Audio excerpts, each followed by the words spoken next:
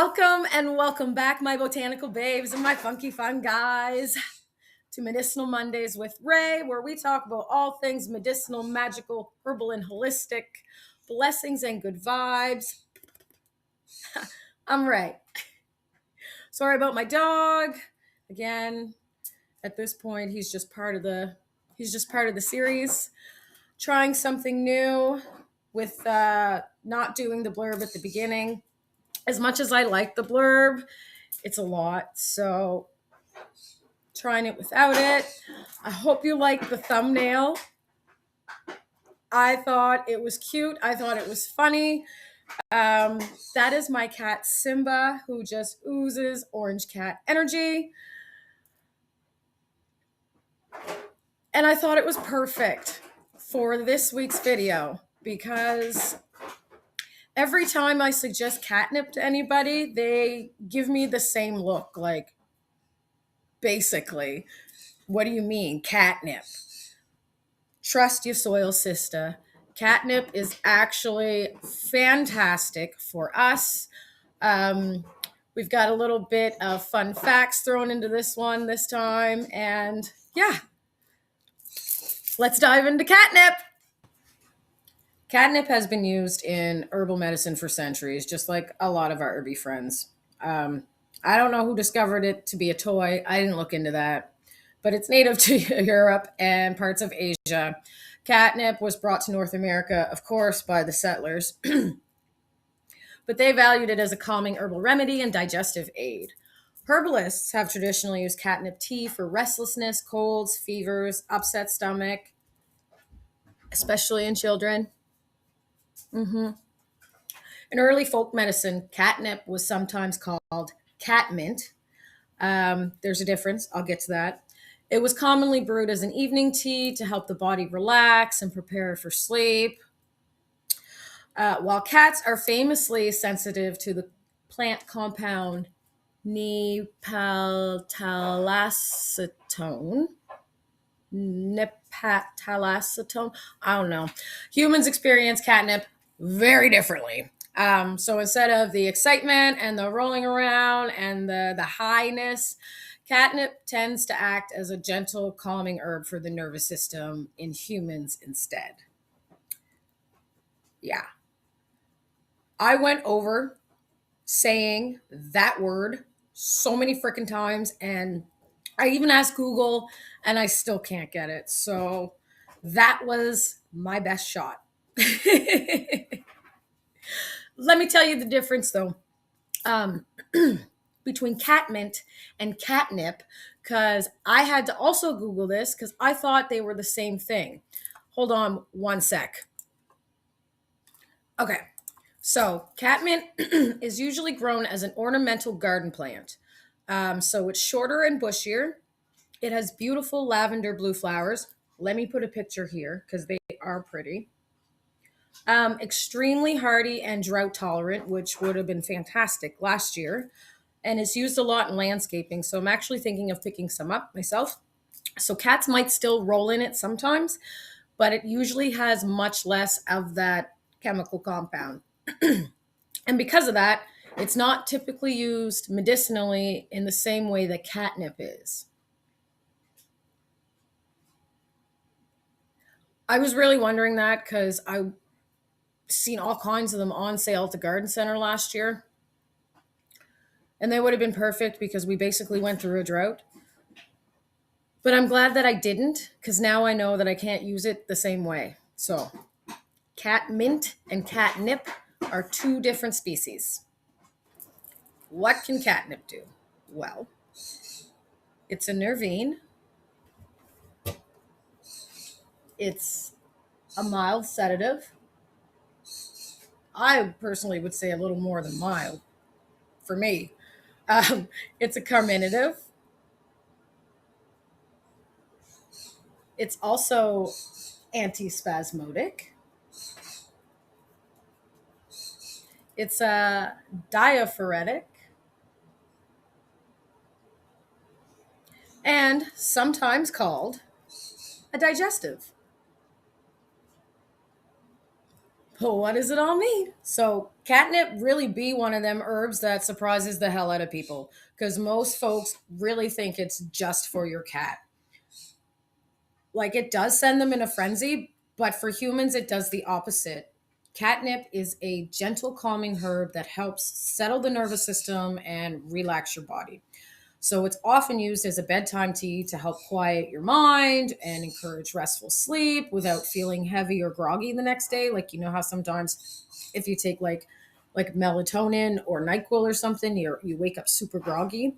Catnip doesn't do that, or if you eat too many edibles. I add catnip and passion flower to my evening tea, and I'm out like a light.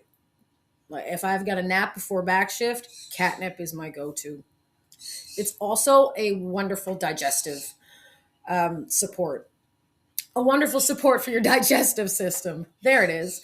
So if you're dealing with bloating or gas or the uncomfortable tight feeling in your stomach, catnip can help really relax your digestive tract and bring things back into balance.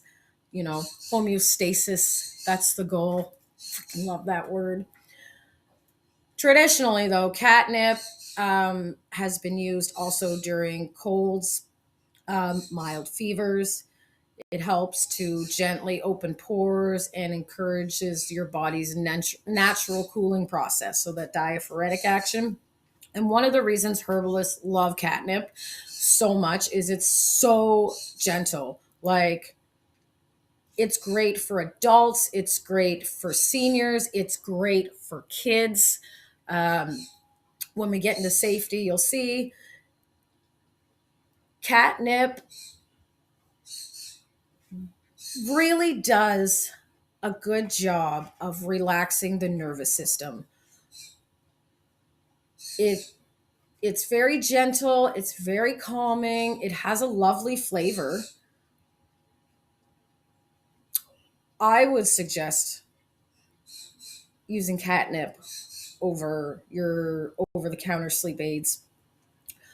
Um, but of course, talk to your doctor and your trusted herbalist or soil system. So catnip actually does have some skin benefits. Didn't know this. It has mild anti-inflammatory and antimicrobial properties. So folks used to cool catnip tea and use it as a gentle wash for minor irritation, redness, insect bites. So it can be used as an herbal bath after a night out by the campfire, for example, or at the beach or whatever. I didn't know this. I am curious to experiment because the mosquitoes love me. So I'm definitely going to try a catnip bath after sitting out at the fire and see how that does on my skin. But catnip is great for people who struggle with restlessness or trouble winding down at night. I do.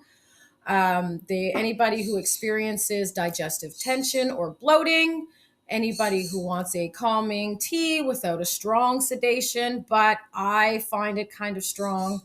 If you're dealing with a mild cold or like feverishness, catnip can help with that. If you want something that is super kid friendly for a calming herb, pair this with lemon balm. Super, super, super, super great for kids.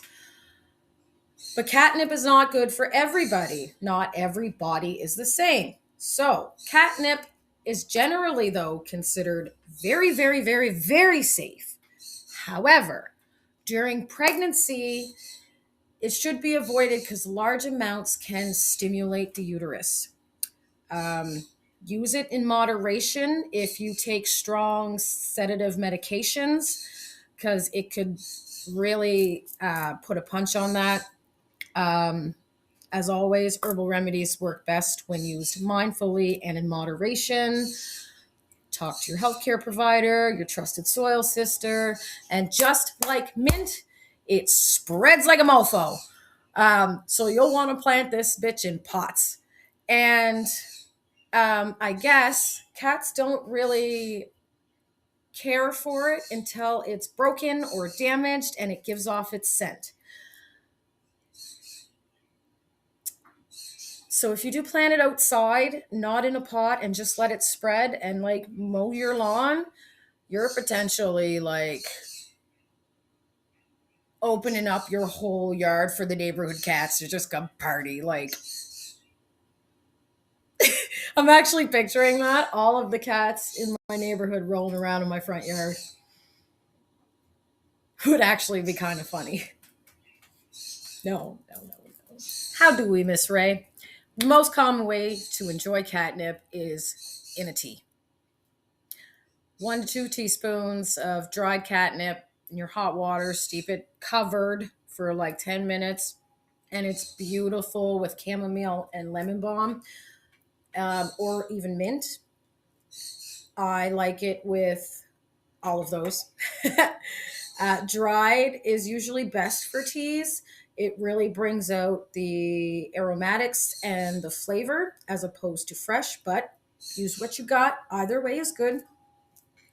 But for my magical botanical babes and my magical fun guys, catnip is associated with joy, playfulness, and gentle protection. So some traditions use catnip in herbal sachets to invite relaxation and a peaceful sleep, while others believe that it could help encourage lighthearted energy and emotional balance.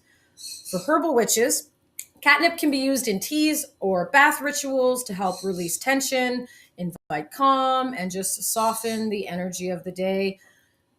Like I said, I like it in the evening. It's great for a wind down tea. I like to sip it while I write in my journal because I really don't got much time afterwards before I'm sleeping.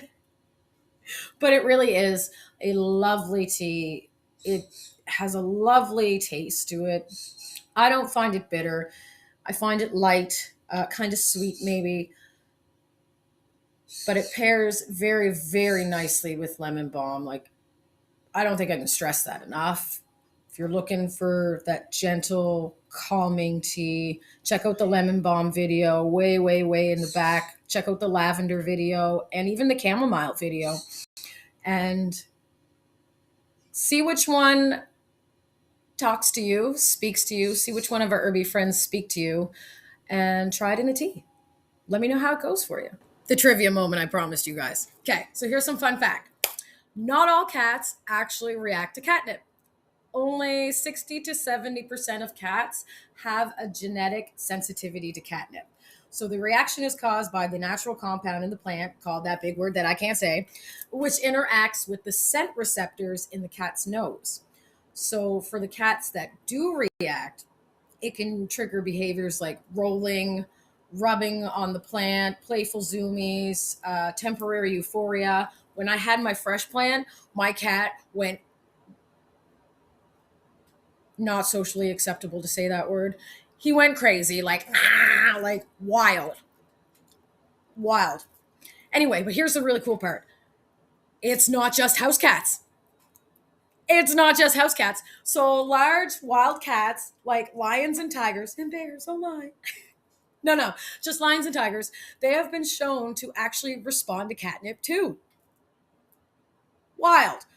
So the little herb growing in my garden can actually send my cat and a full-size freaking lion into a frenzy. I want to try that out. But luckily for us humans, catnip does the opposite. So it helps us calm down instead of going wild. Bonus fact. Kittens actually don't react to catnip at all. No, most cats don't develop the response to catnip until they're about 3 to 6 months old. And that's because the reaction to catnip is usually tied to a genetic sensitivity that develops as cats mature. So if you've ever given a kitten, sorry, catnip, and they completely ignore it, that's actually normal. Their little noses just haven't developed the receptor sense yet. But as they get older, that's when like the rolling and the zoomies and the dramatic floor gymnastics usually begins. I thought those were fascinating facts. My other cat, I have to show a picture of him. This was my familiar. I thought he was broken because he could give an F less about catnip. Brought it home, tried it. No. thought he was broken.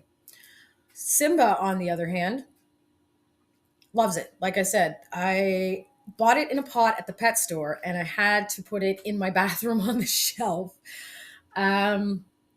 because I didn't know where else to put it where he wouldn't find it. And I don't want to plant it outside personally because I don't want the neighborhood cats partying in my front yard. So yeah, cat facts. But that brings us to the end of the video. That brings us to the end of the episode. Thanks for joining me in the kitchen. I loved this episode. I thought it was fun. I thought the thumbnail was super fun. I thought it'd be a little fun twist to what we normally do. So let me know if you liked it. Let me know if you've ever tried catnip or if your cat loves it or ignores it. Yeah. All right. Well, until next time, my botanical babes and my funky fun guys, stay natural and may your Mondays be magical.